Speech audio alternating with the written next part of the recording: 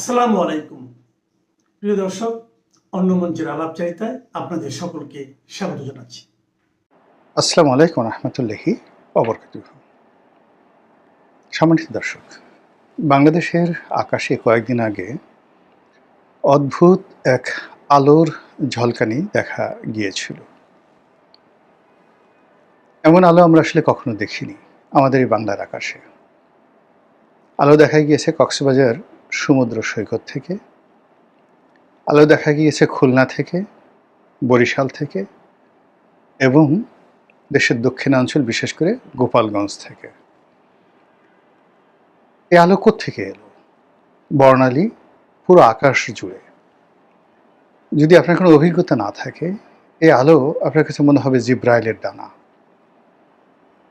এই আলো দেখে মনে হবে আকাশ থেকে কিছু একটা পাঠানো হয়েছে আপনার জন্য। আপনার যদি অভিজ্ঞতা না থাকে, আপনার কাছে মনে হবে যে বাংলাদেশের কোনো অশনি সংকেত হয়তো অপেক্ষা করছে, আকাশ থেকে গজব নাজিল হচ্ছে। আবার আপনি মনে করতে পারেন যে আকাশ থেকে কোনো তার বার্তা আসছে, সুসংবাদ আসছে। এবং যেহেতু আমাদের প্রযুক্তিগত জ্ঞান অল্প, আমরা এত কিছু চিন্তা ভাবনা করি না। আমরা নানা রকম সেই পুরো জাতি প্রায় ৪৮ ঘন্টা যাবৎ দেশের পত্র-পত্রিকা সব কিছু আমরা এই আলোকে কেন্দ্র করে নানা রকম প্রেডিকশন করা শুরু করলাম। কোত্থেকে আলো? বিভিন্ন পত্রিকা বলছে যে গোপালগঞ্জের আকাশে দেখা যাচ্ছে। হোয়াট ডাজ ইট মিন? যে শেখ হাসিনার জন্য কি এরকম আলো এসেছে আকাশ থেকে, নাকি শেখ হাসিনা এই আলো গোপালগঞ্জে পাঠিয়ে দিয়েছেন? দেশের বড় বড় পত্রিকা এই ধরনের নিউজ করেছে।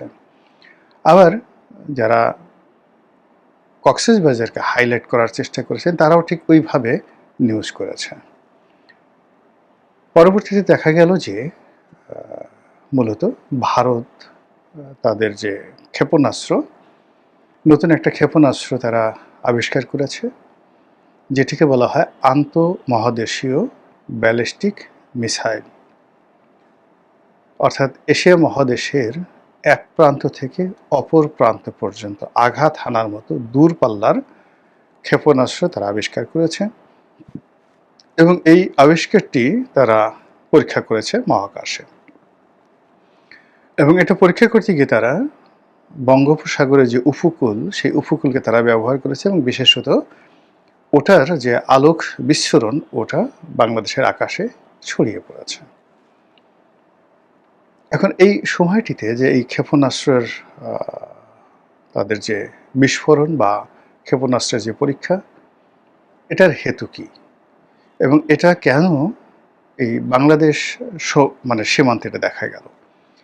এই পরীক্ষাটা তারা ভারত মহাসাগরের অপর প্রান্তে তারা দেখাতে পারত, যাতে করে চীন মানে আলোক যে রশ্মি, এটা চীনের আকাশকে তা প্রকম্পিত করত।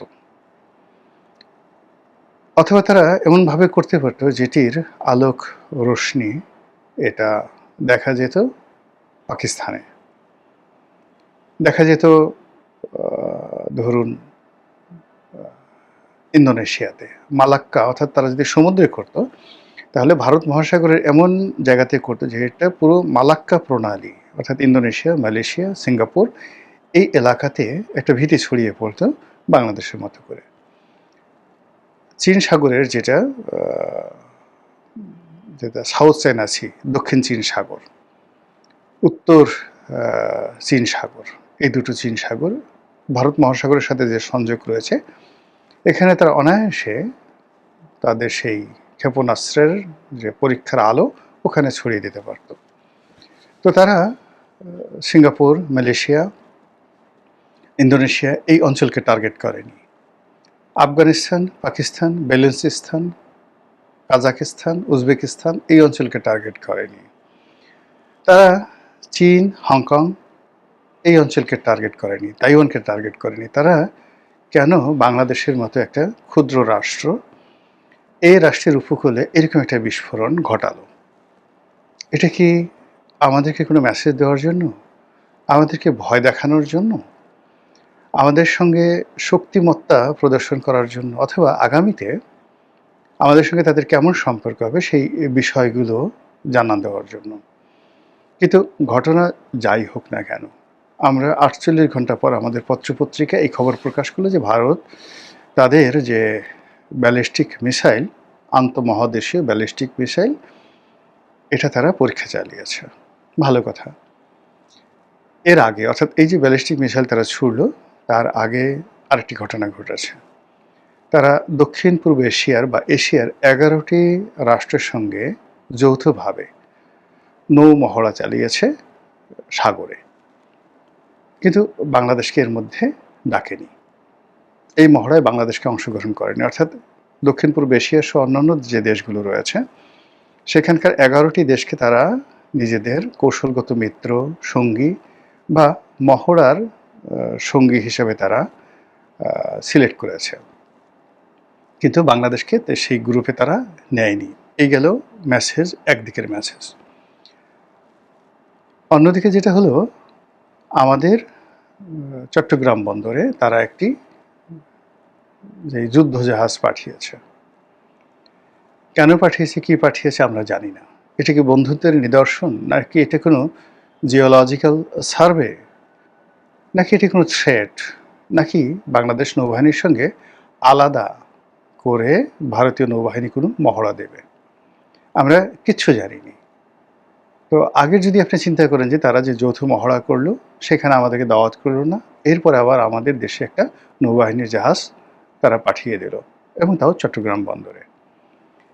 এরপর সেই যে বাংলাদেশের আকাশে দেখা যেতে পারে, এইভাবে তারা ব্যালিস্টিক মিসাইলের পরীক্ষা চালালো।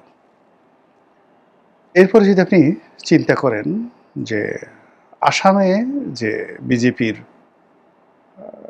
যিনি মুখ্যমন্ত্রী, তার বক্তব্য, আর পশ্চিমবঙ্গে শুভেন্দু যিনি মমতাকে হটিয়ে নতুন ক্ষমতায় এলেন, তাদের কথাবার্তা, সেই কথাবার্তার যে ধরন এবং প্রকৃতি, তাতে মনে হচ্ছে যে আমাদের সাথে ভারতের যে বিশাল সীমান্ত রয়েছে, হাজার হাজার কিলোমিটারের যে সীমান্ত রয়েছে, এই সীমান্তে অশান্তি কিলবিল কিলবিল করছে।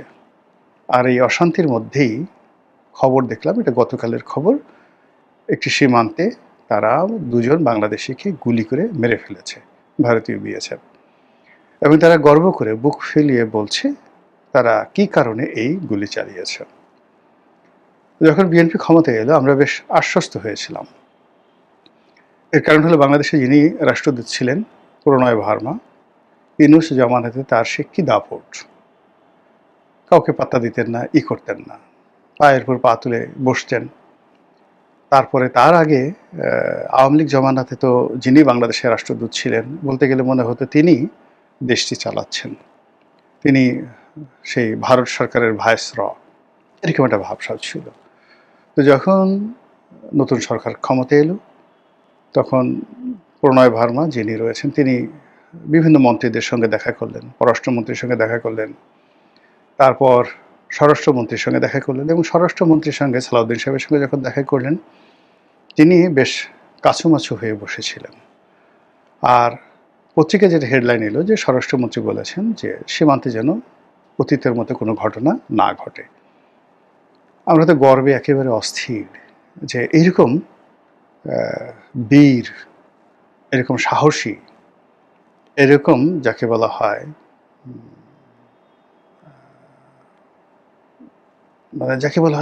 মানে এরকম স্বরাষ্ট্রমন্ত্রী, আমি কি বলবো, মানে কোনো বিশেষণ খুঁজে পাচ্ছি না। ব্যতিক্রমধর্মী একজন স্বরাষ্ট্রমন্ত্রী, যিনি ইতিহাসে প্রথম ভারতীয় রাষ্ট্রদূতকে নির্দেশনা দিলেন যে আমি যেন আর ভবিষ্যতে এরকম কোনো ঘটনা সীমান্তে না দেখি। তা আমরা সবাই হৈ হৈ করে বলে উঠলাম যে না, এইবার এটা বাঘের বাচ্চা, এবার একটা বাপের বেটা মন্ত্রণালয়ের দায়িত্ব পেয়েছে, এখন আর ভারতে এই কর্ম করতে সাহস পাবে না। কিন্তু এই গত কয়েক দিনে সীমান্তে যে সকল ঘটনা ঘটছে, একটার পর একটা ঘটনা ঘটছে, এটি কোনো অবস্থাতেই সরকারের জন্য, আমাদের জন্য স্বস্তিদায়ক নয়। আপনারা যারা পররাষ্ট্র মন্ত্রণালয়ের খবরাখবর জানেন, তারা জানেন যে পররাষ্ট্রমন্ত্রী তিনি দিল্লি সফরে গেছেন, এবং সেখান থেকে আসলে কার্যত খালি হাতে ফিরেছেন। তারপর দিল্লি থেকে ফিরে তিনি আবার বেজিং সফরে গিয়েছেন, আবার বেজিং থেকে ফিরে তিনি আমেরিকাতে গিয়েছেন। ফলে পররাষ্ট্র মন্ত্রণালয়ে যে কি হচ্ছে, আমাদের পররাষ্ট্র নীতির যে গতি, এটি কোন দিকে, ভারত এই মুহূর্তে আমাদের সঙ্গে কি করছে, আমেরিকা আমাদেরকে এই মুহূর্তে কিভাবে ট্রিট করছে, বা বেইজিং বাংলাদেশের ব্যাপারে কি সিদ্ধান্ত নিয়েছে, এই সমস্ত বিষয় নিয়ে যখন আমরা চিন্তিত, ঠিক সেই সময় পাকিস্তানের যিনি স্বরাষ্ট্রমন্ত্রী, নজিরবিহীনভাবে তিনি বাংলাদেশে এলেন। পাকিস্তানের স্বরাষ্ট্রমন্ত্রীর সঙ্গে আমাদের কোনো কাজ নেই, বরং বাণিজ্য মন্ত্রীর সঙ্গে কাজ থাকতে পারে, অর্থমন্ত্রীর সঙ্গে কাজ থাকতে পারে, পররাষ্ট্রমন্ত্রীর সঙ্গে কাজ থাকতে পারে, কিন্তু স্বরাষ্ট্রমন্ত্রীর সঙ্গে আমাদের কি কাজ পাকিস্তানের? তিনি এলেন, আর তিনি এসে যে চুক্তি করলেন সেটি হলো চোরাচালান বন্ধ, মাদক পাকিস্তানের সাথে বাংলাদেশের সাথে যেন মাদক বিনিময় না হয়। তো এখন পাকিস্তানের সঙ্গে আমরা কিভাবে মাদক বিনিময় করব, কি করব, মানে এই জিনিসগুলো নিয়ে ভীষণ রকম আলোচনা হচ্ছে। বাংলাদেশের সঙ্গে পাকিস্তানের অনেকগুলো অমীমাংসিত বিষয় রয়েছে। আমাদের এখানে আটকে পড়া পাকিস্তানিরা আছেন, বিহারিরা আছেন, আবার ওখানেও লক্ষ লক্ষ বাঙালি আটকা পড়ে আছেন পাকিস্তানে। এর বাইরে আমরা যখন 1971 সনে আলাদা হয়ে গেলাম, তখন আমাদের যে প্রাপ্য ছিল তাদের কাছে অনেক টাকা পাওনা ছিল ওই আমলে। এটা সম্ভবত তখন $8 বিলিয়ন ছিল, যেটি এখন বাড়তে বাড়তে সুদে আসলে বর্তমান জমানাতে এটি 200 বিলিয়ন, 200 বিলিয়ন মার্কিন ডলারে পরিণত হয়েছে আমাদের হিস্সা, যেটি পাকিস্তান কোনো কথা বলছে না, বা পাকিস্তান এখন বিক্রি করলে $200 বিলিয়ন হবে না। তো এই সকল বিষয় নিয়ে আলাপ নাই, আলোচনা নাই, কিন্তু পাকিস্তানের সঙ্গে আমাদের সমঝোতার স্মারক হচ্ছে। আর এসব ঘটনার মধ্যেই আকাশে সেই ক্ষেপণাস্ত্রের আলো দেখা যাচ্ছে। এটা কি অশনি সংকেত, নাকি কোনো মঙ্গলের বার্তা? এই আলো কি আমাদেরকে আলোকিত করবে, নাকি এই আলো আমাদেরকে অন্ধকারের দিকে নিয়ে যাবে, সেটাই দেখার বিষয়। যে এই সরকারের আমলে চেঁচামেচি কম হয়েছে, তবে নিউজ ফিডে, ফেসবুকে, পত্রিকায় কম আসে নাই। সরকারিভাবে চেঁচামেচি কম করা হয়েছে। জামাত একটি দায় সারা গোছের বিবৃতি দিয়েছে। আমার প্রশ্ন হলো, এটা যদি আওয়ামী লীগ সরকার এখন ক্ষমতায় থাকতো, তাহলে দেখতেন বাংলাদেশে বাইতুল মোকাররম থেকে মিছিল হতো। এখন চামড়া নাই, পীরও মিছিল করে না, জামাতও মিছিল করে না, একটা বিবৃতি দিয়ে শেষ। তার চেয়ে বড় প্রশ্ন হলো যে সীমান্তে আমি বুঝে উঠতে পারি না, পত্রিকার শিরোনাম লেখে 2 জন বাংলাদেশি নিহত, কথায় কথায়, মানে কারণে অকারণে, মানে শুধুমাত্র পর্ন ফিল্মে অভিনয় করার দাবিটা শুধু মুসলমানরা করে না। কোথাও যদি কোনো ব্যক্তি কোন রকম ইসলাম মুসলমান এগুলো গন্ধ পায়, শিরোনামে থাকে মুসলমান, তো আপনি এইখানে কেন মুসলমান বললেন না? যে 2 জন মুসলমান নিহত এবং চোরা কারবারি কেন লিখলেন না? এটা তো চোরা কারবারি। বাংলাদেশের একজন মুসলমান লিখেনি যে তুমি চোরা কারবারি, কেন তুমি এখানে যাও। বাংলাদেশে এমনকি আওয়ামী লীগেরও 2-4 জনের পক্ষে পোস্ট দিয়েছে, আমি দেখেছি, তাদের স্ক্রিনশট আমার কাছে পাঠানো হয়েছে। এরা বেজায় চিন্তিত। বিএনপিরাও বরং নীরব, কিন্তু আওয়ামী লীগেরা সরব 2-4 জন। ঠিক যেমন বাংলাদেশের জামাত বিএনপি যত না সরব ছিল, তেহরানের কসাই খোমেনির পক্ষে কথা বলার জন্য, ইরানের পক্ষে কথা বলার জন্য, তার চেয়ে 100 গুণ বেশি সরব ছিল বাংলাদেশ আওয়ামী লীগ। অপ্রিয় হলো এই কথা সত্য। যাক, সেটাও আমাদের প্রসঙ্গ না। প্রসঙ্গ হলো যে আওয়ামী লীগ করে মুক্তিযোদ্ধার সন্তান এমনও কয়েকজন পোস্ট করেছে সীমান্তে কেন ভারতীয় বাহিনী বাংলাদেশের লোকজনকে হত্যা করে। তুমি যাও কেন বাজান? আপনার বাড়িতে যদি রাতের 12টায় কেউ যায়, আপনি তারা কি করবেন? যে লোকেরা পোস্ট দিতেছে যে সীমান্তে গেছে দেখে গুলি করতে হবে, মারতে হবে। কালকেও তো গরু চুরি করার জন্য গাজীপুরে 3 জনকে মেরে ফেলেছে। এখন বলেন ওইখানে এরা তো বাংলাদেশের নাগরিক, গরু চুরি করতে গেছে, আপনি তাকে মেরে ফেলেছেন পিটিয়ে। সারা বাংলাদেশে গরু চুর পেলে উদ্ধার করে থানাতে ঝোলায়, এবং তাদের মানে আমাদের বলাই হয়তো গরু চুরের মতো পিটা। মানে কি গরু চোরকে পিটায়? বাংলাদেশে যদি গরু চোরদের পিটায় নিজের নাগরিকদের, এবং উভয় পক্ষ মুসলমান, যে পিটায় সেও মুসলমান, যার গরু সেও মুসলমান, যে গরু চুরি করেছে সেও মুসলমান, মানে মেরেছে মারে দুইটাই মুসলমান, তখন তো বলেন না গরু চোরকে কেন মারে? পকেট মারকে যখন পিটানো হয় আপনি না করেন কেন? তখন তো আপনি বাধা দেন না, তখন তো আপনি নিজে গিয়েও দুটো মারেন। মানে যে ব্যক্তি জীবনে কোনোদিন পিঁপড়া মারে নাই, সেও যদি বাজারে হাটে পকেট মার ধরা পড়ে, চোর ধরা পড়ে, আর গরু চোর ধরা পড়ে, দুইটা ঘুষি দিয়ে আসে, টানা কিল দিয়ে আসে। এটা আমাদের বেলায় মানে আমাদের গ্রামের প্রবাদে প্রযোজ্য। তো সীমান্তে আপনার কি কাজ? কি দিনে কি রাত? আপনি তো সেখানে দিনের বেলায় যেতে পারবেন না। বাংলাদেশের আইনে কোনো বাংলাদেশি যদি বাংলাদেশের সীমান্ত ক্রস করে, তবে তাকে বাংলাদেশের আইনে জেলে দেওয়ার কথা। ভারতের আইনে কি সেটা পরে আসতেছে, বাংলাদেশ আইনে তো তার জেল হবে। বাংলাদেশের কোন নাগরিক যদি অবৈধভাবে সীমান্ত দিয়ে বাংলাদেশের বর্ডার ক্রস করে, সেটা ফৌজদারি অপরাধ, তার জেল হবে। বাংলাদেশের আইন এটা আছে। তাহলে ভারতে গেলে তাকে গুলি করবে না সুমা দিবে না জেলে ভরবে, এটা নিয়ে তো আমরা পরে আলোচনা করব। আপনাকে তাকে জেলে দেন। ওই যে দুইজনকে গুলি করে মেরেছে, যার জন্য বাংলাদেশের বাম, সিংকো বাম, জামাত, বিএনপির সাধারণ লোকজন সরকার বিবৃতি দেন। এবার সবচেয়ে মজার বিষয়, বর্তমান মুসলেকা সরকার এবার জামালপুরা পাগলা হয়েছে, ডিমের হালি 3টাই বেছে 5টাই বেছে না। তারা এবার কোনো বিবৃতি দিচ্ছে না। আচ্ছা, ওটা রাখলাম। বাংলাদেশে যারা এই মুহূর্তে বিরোধিতা করতেছে কেন বিএসএফ গুলি করে মারলো, ভাই তুমি কি একবার কেন বলো না তুই কেন যাস? আপনি জানেন সীমান্ত গেলে গুলি হবে, আপনি যান কেন? 32 নম্বর পাইছেন, 32 নম্বর বাড়ি পাইছেন, আওয়ামী লীগের নেতার বাড়ি পাইছেন সীমান্ত, তো ওরা তো গুলি করবেই। আপনার সীমান্তে যদি ভারতীয়রা আসে, আপনি কি জামায়াত করবেন? ধরে নেন এর উল্টোটা ঘটেছে। ধরে নেন যে ভারতের 2জনকে গুলি করে মেরে ফেলা হয়েছে চোরাকারবারি। এখন বাংলাদেশের মানুষের কি প্রতিক্রিয়া হতো আমাকে বলেন? বলতো এই গরুর মুতখোর, আমার দেশে ঢুকছস কেন? প্রথম ডায়লগ এটা দিত। বলতো এই মালোয়ানের বাচ্চা, আমার দেশে তুই আইলি কেন? এই প্রথম ডায়লগ দিত। এখন ঠিক যারা এই গরু চোরদের, মুরগি চোরদের, ছাগল চোরদের, তারপর চোরাকারবারিদের, শাড়ি চোরদের, চিনি চোরদের পক্ষে যারা নিয়ে কথা বলতেছে, এই ব্যক্তিগুলো কিন্তু এই কথাটা বলতো ভারতীয়দের ব্যাপারে। ডাইরেক্ট বলতো মালনের বাচ্চা তুই বাংলাদেশে আসছস কেন চুরি করে, তোরা আসতে বলছে কেন, বিটিআর এর হাতে তো মরবি।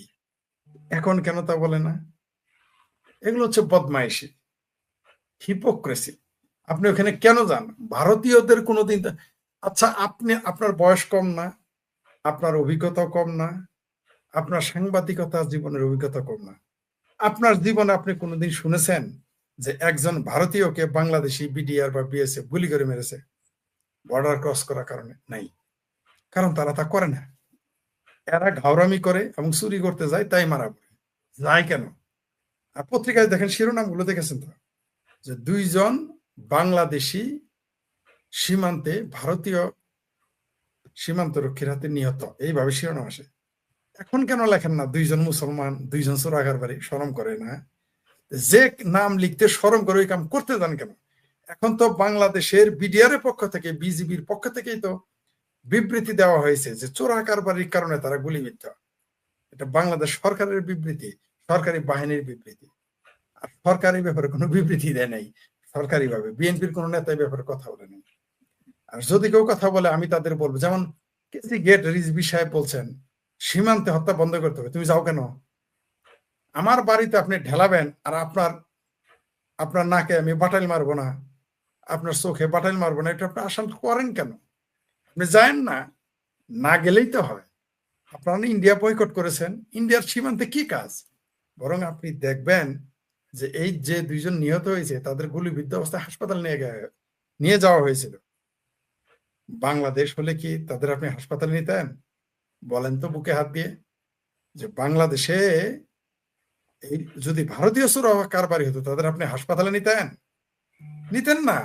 বরং বাংলাদেশের ডাক্তার আমরা মাইলস্টোনের সেই তথাকথিত বিমান দুর্ঘটনা, যেটা ছিল আসলে জঙ্গি হামলা, পাকিস্তানের পরিকল্পিত হামলা ছিল মাইলস্টোনের উপর। উদ্দেশ্য ছিল মেট্রো রেল ভেঙে দেবে। তো এটা পরে মাইলস্টোনে। তো আপনি সেখানে ভারতীয় চিকিৎসকরা আসছিল চিকিৎসা দিতে, আমাদের বাংলাদেশে বাধা দেওয়া হয়েছে। তাদের এক বোতল পানির দাম 600 টাকা হয়েছে। তাদের বাসা ভাড়া 3 গুণ চাওয়া হয়েছিল, যারা ভারত থেকে এসেছিল বাংলাদেশ চিকিৎসা করতে। আপনি বাংলাদেশি ডাক্তার মাগনা চিকিৎসা করতে আছে, তার জন্য আপনি জীবন দোজকে পরিণত করেন। সীমান্তে যদি ভারতীয়রা কেউ আসতো চোরা কারবারি, তাহলে ভারতীয় চোরা কারবারির সাথে আপনি কি আচরণ করতেন? নমস্কার, আমি তরুণ ঘোষ। গোসাঘরে খিল দিয়েছেন আমাদের প্রাক্তন মুখ্যমন্ত্রী মহামান্না শ্রী শ্রী শ্রী শ্রী শ্রী শ্রী শ্রীমতী মমতা বন্দ্যোপাধ্যায়। তিনি এখন বাড়ির বাইরে বেরোচ্ছেন না। পিসি ভাইপো গোসাঘরে খিল দিয়েছে। এখন বাইরে সমস্ত লোকজন চোর চোর চোর চোর করে ঘুরে বেড়াচ্ছে। পিসির বাড়ির সামনে তবু 2-4টে সিকিউরিটি আছে, এক্স-সিএম।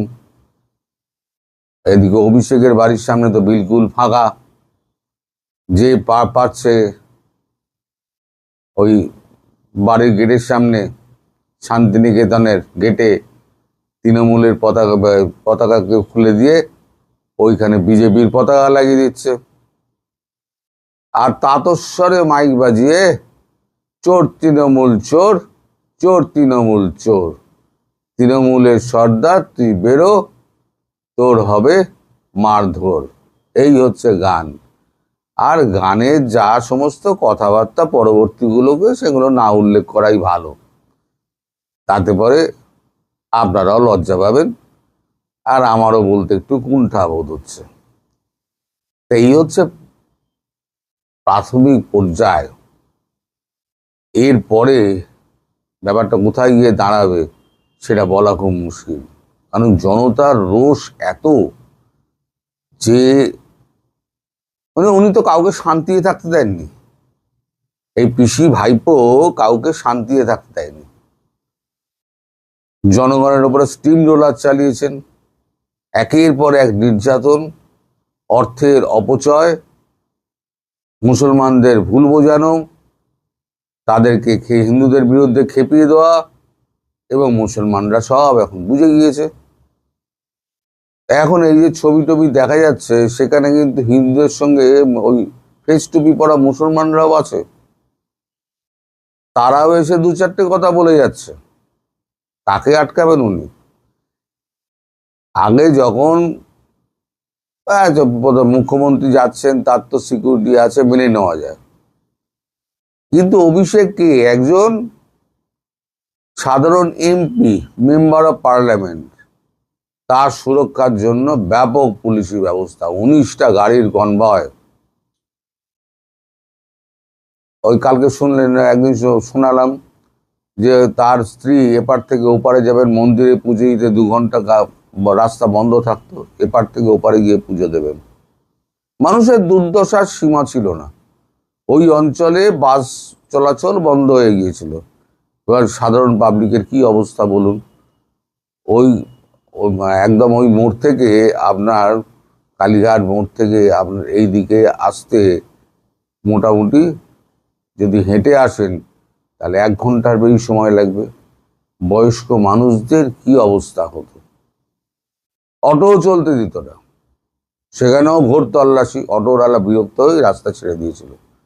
মানুষের পদচারণা ছাড়া কোনো উপায় ছিল না। তাও ওই ব্যারিকেড পেরোতে গেলে 1000টা ঝামেলা। এখন রাজ্য শাসন কি এইভাবে হয়? রাজ্য শাসন এইভাবে হয় না। ক্ষমতা বলেছিলেন, ক্ষমতা কারো দীর্ঘস্থায়ী হয় না। কাল অন্যের কাছে ছিল, আজকে আমার কাছে এসছে, আবার আগামী দিন অন্যের কাছে চলে যাবে। এ তো পরিবর্তনশীল, সময়ের চাকা ঘুরছে। এখন দিদিমণি এখন বিপদে পড়ে তিনি এখন সব দলকে কাছে টানছেন। বাম, কংগ্রেস, এসইউসি, যারা এককালে তাকে সমর্থন করতেন, বামপন্থী ছাড়া। এখন কেউ আর সাড়া দিচ্ছে না। তিনি বলেছিলেন, আমি 4টে থেকে 6টা অবধি আমি অফিসে বসে থাকবো, কেউ যদি আসতে চায় তাহলে আসতে পারে। তার রিয়াকশনে কি বেরিয়েছে জানেন? খবরের কাগজে আপনাদের দেখাচ্ছে। মমতার আহ্বানে নায়ের সুর বেশি।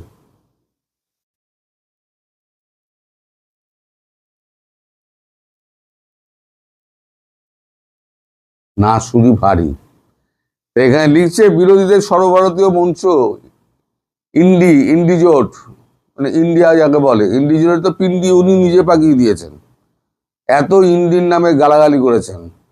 ইন্ডির শরিক হলেও বিজেপির বিরুদ্ধে তিনি একমাত্র লড়েছেন বলে বারবার দাবি করেছেন। মানে ইন্ডিকে ছোট করেছেন। যে গাঁটবন্ধন ছিল, বিভিন্ন দলের যে গাঁটবন্ধন ছিল, সেটার নাম ছিল ইন্ডিয়া, মানে INDIA করে দিয়ে তো সেটাকে ইন্ডিয়া করা হয়েছিল। তৃণমূল কংগ্রেস নির্বাচনে ভরাডুবির পর, তবে পশ্চিমবঙ্গে বিধানসভা নির্বাচনে তৃণমূল কংগ্রেস ভরাডুবির পরে বিজেপির বিরুদ্ধে লড়াইয়ে জাতীয়তাবাদী বিভিন্ন দল, বাম, অতি বামেদের একজোট হওয়ার আহ্বান জানিয়েছেন তিনি। তবে মমতার প্রথমেই এই আহ্বান ফিরিয়ে দিয়েছে CPM। কার্যত একই সুর বামফ্রন্ট শরিকদেরও। বাম জমানায় শেষ দিকে তৃণমূলের সঙ্গী থাকা বাম দল SUC জানিয়ে দিয়েছে তাদের কাছে এমন কোনো প্রস্তাব আসেনি, এলেও তারা বিবেচনা করবে না। মমতার আহ্বানের পরিপ্রেক্ষিতে কংগ্রেস ওয়ার্কিং কমিটির সদস্য অধীর চৌধুরীর কটাক্ষ, এখন দিদি বিপদে পড়েছেন তাই বাঁচাও করে ডাকছেন। প্রাক্তন মুখ্যমন্ত্রী এখন তীব্র হতাশায় ভুগছেন। তার দাবি আগামী দিনে মমতা বন্দ্যোপাধ্যায়কে রাহুল গান্ধীর কাছে হাত জোর করেই দাঁড়াতে হবে। SUCর কেন্দ্রীয় কমিটির সদস্য অমিতাভ চট্টোপাধ্যায় রবিবার বলেছেন, এমন পরাজিত হয়ে মমতা অনেক কথা বলেছেন। এখন পরাজিত হয়ে উনি অনেক কথা বলছেন, আর আমাদের কাছে এসব কথার কোনো মূল্যায়ন নেই, ফলে জবাব দেওয়ার প্রয়োজনই নেই। এই পরিপ্রেক্ষিতে বামপন্থী রাজনীতির ভিত্তিতে বাম ঐক্যের পক্ষে জোর দিয়েছেন অমিতাভ। পাশাপাশি তৃণমূল ছেড়ে CPM-এ কেউ যোগদান করতে চাইলে তাদের অবস্থান কি তাও স্পষ্ট করে CPM-এর রাজ্য সম্পাদক মোহাম্মদ সেলিম বলেছেন, অপরাধী, তোলাবাজ, দুর্নীতিবাজ এবং সাম্প্রদায়িক পরিচয় রয়েছে এমন কাউকে কোনো মূল্যেই দলে ঢুকতে দেওয়া হবে না। তবে সাধারণ মানুষ এবং প্রান্তিক জনগণ ও তাদেরকে অবশ্যই আমাদের রক্ষা করতে হবে। এর মধ্যে একদা no vote to BJP slogan দেওয়া এবং এবার বামফ্রন্টের সঙ্গে আসন সমঝোতা করে ভোটের লড়া CPI-ML লিবারেশন কিছুটা ভিন্ন সুর সামনে এসেছে। দলের সাধারণ সম্পাদক দীপঙ্কর ভট্টাচার্য বলেছেন, দেশে বিজেপি বিরোধী ইন্ডিয়া রয়েছে, সেখানে কংগ্রেস, বাম সবাই আছে, দরকার হলে আমরা সেখানেই যাব। পশ্চিমবঙ্গে বিজেপি সন্ত্রাসবাদ কায়েম করতে চাইছে, তার বিরুদ্ধে আমরা লড়াই করব। সাধারণ ব্যাপার। তার মানে হচ্ছে গিয়ে, মানে উনি যে অ্যাপিল করেছিলেন সেই অ্যাপিলে কেউ সাড়া দিচ্ছে না। তার পাশে কেউ নেই, না আছে সাধারণ মানুষ, না আছে পুলিশ, না আছে প্রশাসন, না আছে রাজনৈতিক দলগুলো। তিনি বিলকুল একা। আমি বহুদিন আগে থেকে আপনাকে বলছিলাম না যে যখন ওয়েস্ট বেঙ্গলের মানুষ যখন সরিয়ে দেবে, পুরো তেজপাতা করে দেবে, মানে শুকনো তেজপাতা, ওই রান্নার গন্ধ ছাড়া তার কোনো আর, মানে শুকলে গন্ধ পাবেন, আদারওয়াইজ পড়ে থাকলে রাস্তায় কেউ দাম দেবে না, কাকেও খাবে না। এখন তৃণমূলের সেই অবস্থা হয়ে গেছে। এখন ভাইপো যদি বেরোয়, প্রাক্তন মুখ্যমন্ত্রী মাননীয় প্রাণীতি যদি বেরোয়, তাহলে পরে গণধোলাই হতে পারে। তাই দরজা জানলা বন্ধ করে একেবারে গোঁসা ঘরে খিল দিয়েছেন দুইজনে। 7 দিন পার হয়ে গেছে, 4 তারিখ পার হলে উল্টো ঝুলিয়ে লটকাবো বলা অভিষেক বন্দ্যোপাধ্যায়, তাকে আর দেখা যাচ্ছে না। কারণ তাকেই তো এখন উল্টো লুটকিয়ে পাবলিক ঝুলিয়ে পেটাবে। ওই সামনের যে ল্যাম্পপোস্টটি আছে, ওই ল্যাম্পপোস্টেই ঝোলাবে, ঝুলিয়ে দিয়ে দেবে। ক্ষমতায় থাকলে না অনেক কিছু বলা যায়, এই ক্ষমতা চলে গেলে যেমন এই বাংলাদেশের ইউনূসের অবস্থা হয়েছে, এখন লাইন দিয়ে বসে থাকতে হয় তারেক রহমানের সঙ্গে দেখা করার জন্য। তার সম্মানে লাগে বুঝি, এটাই হচ্ছে ক্ষমতার অপব্যবহারের ব্যাপার। এখানে কংগ্রেসের সিদ্ধার্থ শঙ্কর রায় সরে গিয়েছেন, তিনি মেজাজে প্র্যাকটিস করেছেন, হাইকোর্ট সুপ্রিম কোর্টে ব্যারিস্টার ছিলেন। জ্যোতি বসু তিনি আগে থেকেই অবসর নিয়েছেন ইন্দিরা ভবনে, তিনি ওখান থেকে রীতিমতো যাতায়াত করতেন, একা একা, তার কোনো সিকিউরিটি বালাই ছিল না, তিনি পার্টি অফিসে যেতেন। বুদ্ধদেব বাবু ক্ষমতা হারিয়ে চলে গিয়েছেন, তিনিও একা একা পার্টি অফিসে আসতেন, তিনি ওই পার্টির গাড়িতে আসতেন, পার্টির গাড়িতে চলে যেতেন। কেউ তাদের কিন্তু তাড়া করতো না, কেউ বলতো না চোর চোর। তাহলে এনাকে বলে কেন চোর? লক্ষ লক্ষ কোটি টাকা ইনি সরকারের এবং বিভিন্ন মানুষের সরিয়েছেন, তছরূপ করেছেন। ওনার জেল তো অবশ্যম্ভাবী, এই যে পিসি ভাইপোর জেল অবশ্যম্ভাবী। কারণ শুভেন্দু প্রথম বৈঠকে বসছে। আর একটা খবর বলে দিই, গতকালকে শুভেন্দু ঘুরে ঘুরে মুসলিম মহল্লায় 10টা মন্দির, 10-12টা ছোট বড় 10-12টা মন্দির আছে, সেই মন্দিরগুলো তালা দিয়ে দিয়েছিল মুসলমানরা। সেই তালা ভেঙে উনি মন্দির খুলে দিয়েছেন। আর স্থানীয় যে ওসি আছে তাকে তার নাম্বার নিয়ে রেখে দিয়েছেন, বলেছেন প্রতি সপ্তাহে আমি খোঁজ খবর নেব এই মন্দিরে কোনো অত্যাচার হচ্ছে কিনা। আর ওখানে যখন শুভেন্দু গিয়েছে তখন মুসলিম এলাকা বিলকুল ফাঁকা। হ্যাঁ, মুসলিমরা তো ভোট দিয়েছেই। আমি বলেছি না রাষ্ট্রবাদী কিছু মুসলিম আছে, তারা বিজেপিকে ভোট দিয়েছে, তারাই ওই রাষ্ট্রবাদী মুসলিম, তারা ফেস টুপি পরা, তারাই ওখানে গিয়ে চেল্লাচ্ছে চোর চোর চোর চোর চোর চোর। আর যত চোঙা আছে সব চোঙা একেবারে অভিষেক ব্যানার্জি শান্তিনিকেতনের মুখও করে দিয়েছে। ভবানীপুরের বিভিন্ন অঞ্চলে, মানে মুখ্যমন্ত্রীর নির্বাচনী অঞ্চলের প্রত্যেকটা রাস্তার মোড়ে ওই চোর চোর গান চলছে। আর তার যা ভাষা, সেই ভাষা না বলাই হলো। সুতরাং আজকে যারা ক্ষমতায় আছে তারা মনে রাখবেন, ক্ষমতা যখন চলে যাবে তখন কিন্তু আপনি এই আকাশে যদি উড়ে বেড়ান তাহলে পরে আপনাকে আছড়ে মাটিতে পড়তে হবে। ক্ষমতা আসে, ক্ষমতা যায়, ক্ষমতার অপব্যবহার করবেন না, সেটা আমি সবাইকে বলি। সবাই ভালো থাকবেন, সুস্থ থাকবেন এবং সাবধানে থাকবেন। নমস্কার। আর একটা কথা, সেটা হচ্ছে বিকেলবেলা আমি মমতা বন্দ্যোপাধ্যায়ের এই জামাত কানেকশনের যে কথাটা আমি বলছিলাম, জামাত কানেকশনের আমি এটা ভিডিওটা করব। এখন কথা হচ্ছে যে শুভেচ্ছা শেখ হাসিনা জানিয়েছেন, কিন্তু বিএনপি জানিয়েছে কিনা এটা খুব বড় বিষয়। স্বভাবতই একজন জানিয়েছেন এটা অনেক বেশি গুরুত্ব পেয়ে যাচ্ছে আরেকজনের না জানানো বা তুলনামূলকভাবে নীরব থাকার কারণে।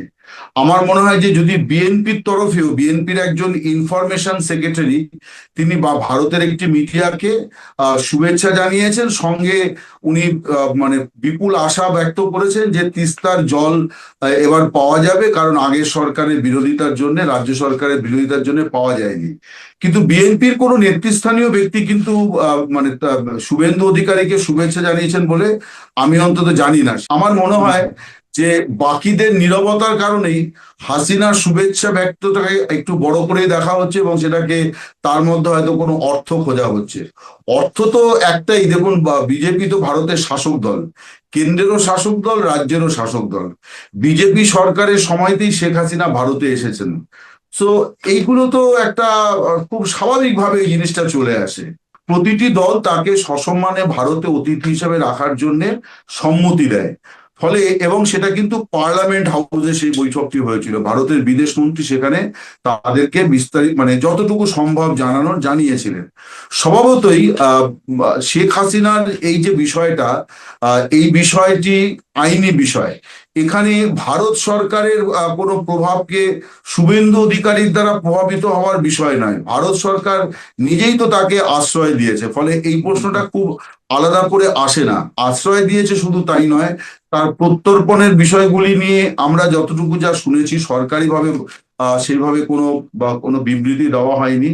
কিন্তু কতগুলি বেসিক কোয়েশ্চেন্স ভারতে আছে, ভারতের সংবাদ মাধ্যমেরও আছে। প্রথমত, শেখ হাসিনা পলাতক আসামি কিনা। ওনাকে কিন্তু বাংলাদেশের বিমান বাহিনীর বিমান দিল্লিতে পৌঁছে দিয়ে গিয়েছে। সো একটি রাষ্ট্রীয় মানে সেনাবাহিনীর বিমান যাকে পৌঁছে দিয়ে গেছে তাকে আপনি পলাতক বলবেন কিনা, এটা 1 নম্বর। 2 নম্বর হচ্ছে যে ভারত তো এই ধরনের রাজনৈতিক ইস্যুতে অনেকেই আশ্রয় দিয়েছে। আজকের পৃথিবীতে আপনি জানেন যে রাষ্ট্রসংঘে যে সমস্ত নিয়ম কানুন আছে তাতে আপনি কোনো আশ্রয়দাতা ব্যক্তিকে তার জীবন সংশয় হতে পারে এবং অনিশ্চয়তার মধ্যে পড়তে পারেন এমন কোনো পদক্ষেপ কিন্তু করা খুব কঠিন। ফলে ভারত সরকার চাইলেই মানে বাংলাদেশ সরকার নিশ্চয়ই তাদের অধিকার আছে, চাওয়া উচিত, তাদের আইন ব্যবস্থা তাদের বিচার ব্যবস্থার প্রতি সম্মান রেখে আমিও তাই বলবো। কিন্তু ভারতের কতগুলি কম্পালশন আছে, চাইলেই দিয়ে দেওয়া যায় না। মানে তিনি তো আর 5 জন অপরাধীর মতো ইয়ে নয়, এবং ওনার বিচার প্রক্রিয়া নিয়ে আন্তর্জাতিক স্তরে প্রচুর প্রশ্ন আছে। ভারত 2018 সালের পর থেকে সার্কের পুনরুজ্জীবন নিয়ে কোনো তারা উৎসাহ দেখাচ্ছে না। তার কারণ ওখানে পাকিস্তানের সঙ্গে এক টেবিলে বসতে হবে। ভারতের বক্তব্য, যারা আমার দেশকে জঙ্গি পাঠিয়ে টুকরো টুকরো করতে চায় তার সঙ্গে আমি মানে এক আসনে বসে বা এক টেবিলে বসে শান্তির আলোচনা করার এই ধাপ্পাবাজি আমি আমার দেশবাসীর সঙ্গে করব না। কিন্তু ভারতের দিক থেকে কিন্তু রেসপন্স পাওয়া যায়নি। অতি সম্প্রতি বাংলাদেশের বিদেশ বিষয়ক খবরাখবর যারা করেন তাদের একটি দল তারা দিল্লিতে এসেছিলেন, তাদের সঙ্গে ভারতের বিদেশ সচিব বিক্রম মিস্ত্রির প্রায় ঘণ্টাখানেকের কথোপকথন হয়। সেখানে সার্কের প্রসঙ্গ সঙ্গত কারণেই বাংলাদেশে আমাদের সহকর্মীরা তুলেছিলেন যে সার্কের রিভাইভালের ব্যাপারে। তার কারণ এটা তারেক রহমানের সরকার শুধু নয়, মোহাম্মদ ইউনূসের অন্যতম এজেন্ডা ছিল। ব্যাংককে নরেন্দ্র মোদীর সঙ্গে বৈঠকেও তিনি এই প্রসঙ্গ তুলেছিলেন। এখন প্রত্যেক দেশ তার নিজের এজেন্ডা অনুযায়ী এগোবে। আমি বাংলাদেশের মানে সাংবাদিক বন্ধুদের প্রতি শ্রদ্ধা রেখেই বলি, আমি যা অবজার্ভ করি বাংলাদেশের সাংবাদিকতাতে, যে বাংলাদেশে একটা সাধারণ মানুষ থেকে সংবাদ মাধ্যম প্রত্যেকের মধ্যে একটা গভীর সার্বভৌমত্ব এবং দেশপ্রেম জাতীয়তাবাদের চেতনা আছে। এটা খুব ভালো। কিন্তু আমি দেখেছি যে তারা ঘুরিয়ে ফিরিয়ে নানান ক্ষেত্রে ভারতকে টেনে এনে তাদের নিজের দেশের মধ্যে রাজনীতিটাকে ভারতকে তারাই টেনে আনে। যেমন তারেক রহমান সম্পর্কে আলোচনা আছে যে তারেক রহমানের স্বদেশ প্রত্যাবর্তনের পেছনে ভারতের একটা বিরাট বড় গ্রিন সিগন্যালের বিষয় ছিল। আমি জানি না, আমি কিন্তু এটা জানি না, আমি বলছি আমার এটা জানা নেই। আমি জানা থাকলে আমি বলতাম। শেখ হাসিনার বিষয়টিও আমি খোঁজ নিয়েছি, আমি একটা ভিডিও করেছি এবং এটার জন্য আমি অনেকদিন সময় নিয়েছিলাম। যেহেতু আমি কলকাতায় থাকি, এই বিষয়গুলো দিল্লিতে হয়, তো আমি অনেকভাবে খোঁজ খবর করেছি। যারা এই করিডোর অফ পাওয়ারে যে সাংবাদিক বন্ধুদের এবং কিছু অফিসার, আমি খোঁজ খবর নিয়ে আমি যেটা আমার মতো করে নিশ্চিত হয়েছি, এমন কোনো ভারত সরকার বলেনি শেখ হাসিনাকে। প্রথমত কাতারের আমির খালেদা জিয়ার জন্য অ্যাম্বুলেন্স পাঠাতেই পারেন, তার লন্ডনে তিনি যখন গিয়েছিলেন। সেটা রাষ্ট্রীয় স্তরে একটা সম্পর্ক থাকতে পারে। হাসিনার সঙ্গে আরব দুনিয়ার কখনোই খুব বিরাট খাতিরের সম্পর্ক ছিল বলে আমার পর্যবেক্ষণ তা বলে না, 1 নম্বর। 2 হচ্ছে ভারত বললেই কাতার তাকে গ্রহণ করবে, এটাও আমার কাছে খুব মনে হয়নি। আর আরো একটা কথা ওখানে বলা হয়েছিল রিফাইন্ড আওয়ামী লীগ বা কিছু। আমার মনে হয় যে আওয়ামী লীগ তার মানে বিভিন্ন সময় তার অনেক বিচ্যুতি ব্যত্যয় ঘটেছে, ঠিক কথা, কিন্তু পলিটিক্যালি আওয়ামী লীগ যে ফোর্স, সেই ফোর্সের ইয়েতে শেখ হাসিনা যেভাবে অবস্থান করছেন, ভারত বোধহয় এটা জানে যে মাইনাস হাসিনা আওয়ামী লীগের অস্তিত্ব বিপন্ন হতে পারে। সেটা কিন্তু ভারত চাইবে বলে আমার মনে হয় না। মানে আমি তো ভারত সরকার নই, আমি অমল সরকার হিসেবে ভারত সরকারকে যেভাবে বুঝি আমি সেইটা আপনাকে বলছি, এরকম চাইবে বলে আমার মনে হয় না। তার কারণ ভারত সরকারের পরিচালক বর্গরাও তো রাজনীতিবিদ এবং কূটনীতির লোকেরা আছে, প্রশাসক বর্গ আছেন। বাংলাদেশের রাজনীতিতে বা বাংলাদেশের সমাজে রাষ্ট্রীয় জীবনে আওয়ামী লীগের অবদানটা ভারত সরকারও বোঝে, আওয়ামী লীগ যতটা বোঝে ভারত সরকারও বোঝে। সেই দলটা যদি ছিন্ন বিচ্ছিন্ন হয়ে যায়, সেটাতে আখেরে ভারতের লাভ নেই, লোকসান আছে। তার কারণ একটা সেকুলার ফোর্স আমার পাশের রাষ্ট্রে থাকবে, এবং যে ফোর্সের সঙ্গে একটা রাষ্ট্রের জন্মসূত্রে আমাদের দেশের সম্পর্ক তৈরি হয়েছে, সেইটা চট করে ভারত সরকার এই ভুলটি করবে বলে আমার মনে হয় না। ফলে আমি জানি না যে এরকম কেউ, এখন দেখুন ভারত একটা বিরাট বড় রাষ্ট্র, এরকম কোনো কিছু কখনো শুনিনি। আমি দিল্লিতে আমাদের বন্ধুদের সঙ্গে কথা বলেছি, প্রাক্তন এবং বর্তমান আমলাদের সঙ্গে কথা বলেছি, কোনো জায়গা থেকে এটার সপক্ষে আমি কিছু পাইনি। এখন ভারত একটা বড় দেশ, অনেক রকম মত এখানে আছে, প্রচুর ইন্ডিভিজুয়াল আছে, এবং এই ইন্ডিভিজুয়ালদের নানা রকম মত থাকতে পারে। কিন্তু আপনি যদি ভারত রাষ্ট্র এবং ভারত সরকারের দৃষ্টিভঙ্গির কথা বলেন, তাহলে আমার মনে হয় যে আমি এটাকে খুব বেশি মনে করছি না। এই আমার বাস্তব কারণে দেখুন, আমার মনে হয় এটা 1971 সাল নয়, এটা 2026। ফলে যা 1971 সালে সম্ভব হয়েছিল সেটা 2026-ও হবে না। আর আওয়ামী লীগও সেটা বোঝে, ভারত সরকারও সেটা বোঝে। আওয়ামী লীগ তাকে তার মতো করেই কিন্তু মানে হতে হবে, মানে ঘুরে দাঁড়াতে হবে বাংলাদেশের মাটিতে। ভারত সরকারের কোনো বিমান গিয়ে শেখ হাসিনাকে ঢাকার বিমানবন্দরে নামিয়ে দিয়ে আসবে না, বা ভারতের কমান্ডোরা তার গাড়ির কনভয়ে পাহারা দিয়ে তাকে গণভবনে পৌঁছে দিয়ে আসবেন না। এটা হয় না, এটা হবে না, কখনোই সম্ভব নয় এটা। কিন্তু আওয়ামী লীগের পুনর্বাসন ভারত সরকার চাইতে পারে রাজনৈতিক কারণে, কূটনৈতিক কারণে। কিন্তু পুনর্বাসনটা ভারত সরকারের চাওয়া আর ভারত সরকারের করা, এই দুয়ের মধ্যে ফারাক আছে। ভারত সরকার অপেক্ষা করছে বাংলাদেশের অভ্যন্তরে রাজনৈতিক পরিবর্তন হবে, যখন আওয়ামী লীগের প্রত্যাবর্তনটা সহজ হয়ে যাবে। আওয়ামী লীগেরও নেতাদের সঙ্গে কথা বলে আমি সেটাই বুঝি, যে তারা অপেক্ষা করছেন যে এই সরকার তারা কোনো একটা গর্তে পড়বে। মানে সরকার তো একটা গাড়ির মতো, আর সরকারের রাস্তা কখনোই মসৃণ হয় না। হ্যাঁ, কিছু দূর পর পরই গাড্ডা থাকে, গাড্ডায় গাড়ির চাকা পড়বে।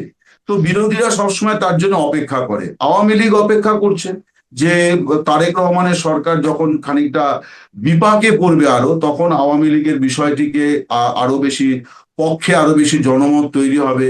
এবং যেদিকে যাচ্ছে গ্লোবাল ইকোনমি, বাংলাদেশের ইকোনমি, তাতে অস্থিরতা হতে পারে। হয়তো যে কোনো রাজনৈতিক দলই হয়তো এইভাবে দেখে।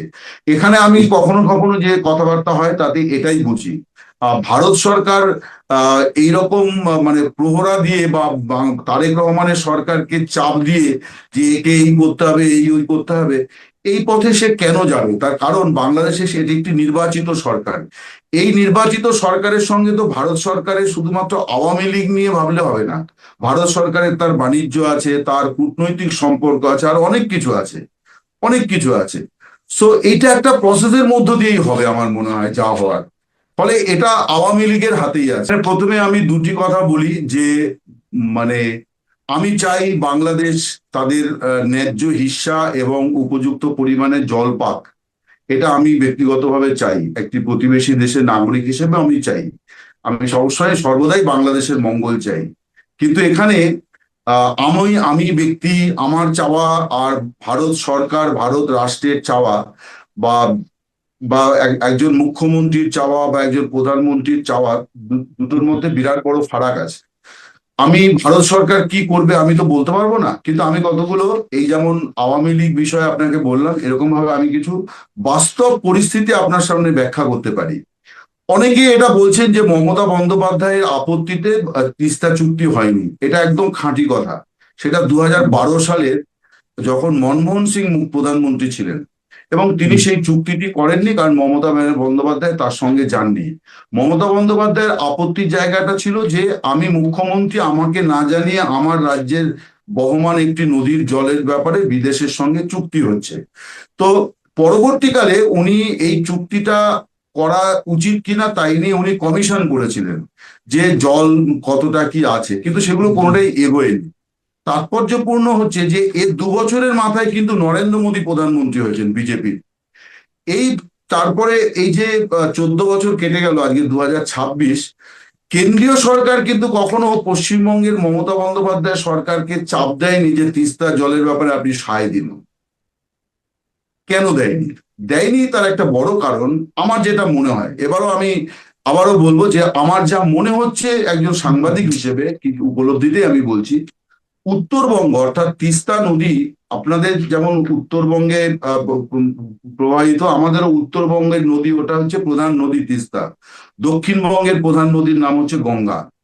তিস্তা নদীতে জলের প্রবাহ অত্যন্ত কম। তার কারণ এটা পর্বত থেকে, হিমালয় থেকে যখন নেমেছে সিকিম রাজ্যের মধ্য দিয়ে এসে, সেখানে অনেক জলবিদ্যুৎ কেন্দ্র এই নদীর ওপরে করা হয়েছে, যেখানে প্রচুর জলাধারে জল আটকে রাখা হয়, ফলে জলপ্রবাহ কম। পশ্চিমবঙ্গের কৃষকরাও কিন্তু পর্যাপ্ত জল এটা থেকে পান না, যেমন বাংলাদেশের পায় না, আমাদের এখানেও পায় না।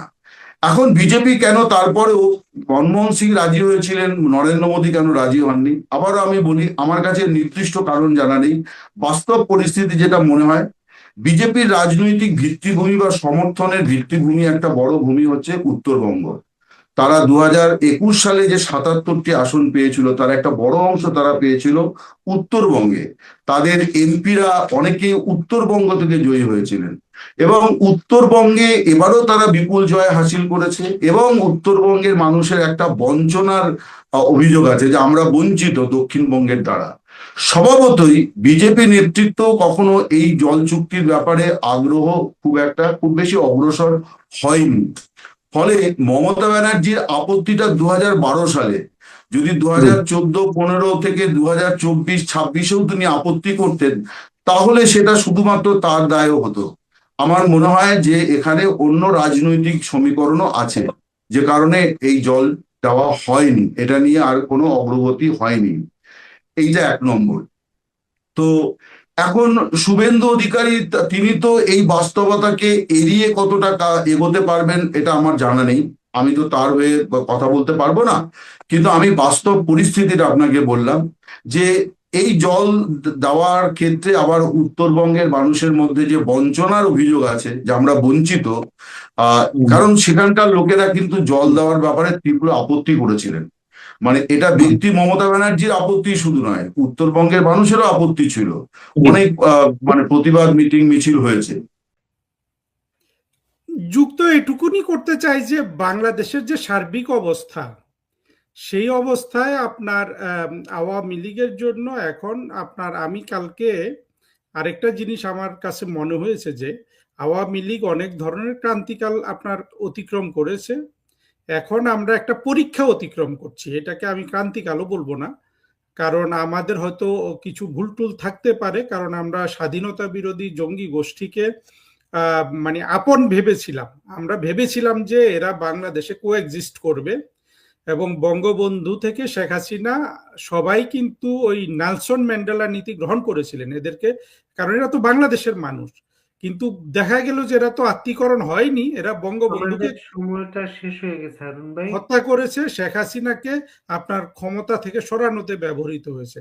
ভবিষ্যতে এখন আওয়ামী লীগের জন্য এমন একটা জায়গায় এসেছে যে সামনে কিন্তু আওয়ামী লীগের সবচেয়ে বড় স্বর্ণযুগটা আসছে। সেই স্বর্ণযুগে আমরা যেন বঙ্গবন্ধুর অসমাপ্ত কাজটা করি এবং বাংলাদেশকে সত্যিকার অর্থে স্বাধীন করি, জঙ্গি মুক্ত, মৌলবাদ মুক্ত, জঙ্গি মুক্ত বলবো না, অর্থাৎ 71-কে যারা পরাজিত হয়েছিল তাদেরকে রাজনৈতিক এবং অর্থনৈতিকভাবে আমরা যেন শূন্য করার কাজে এগিয়ে যাই, যে স্বর্ণযুগ আমাদের জন্য সামনে আসছে সেটাতে। এই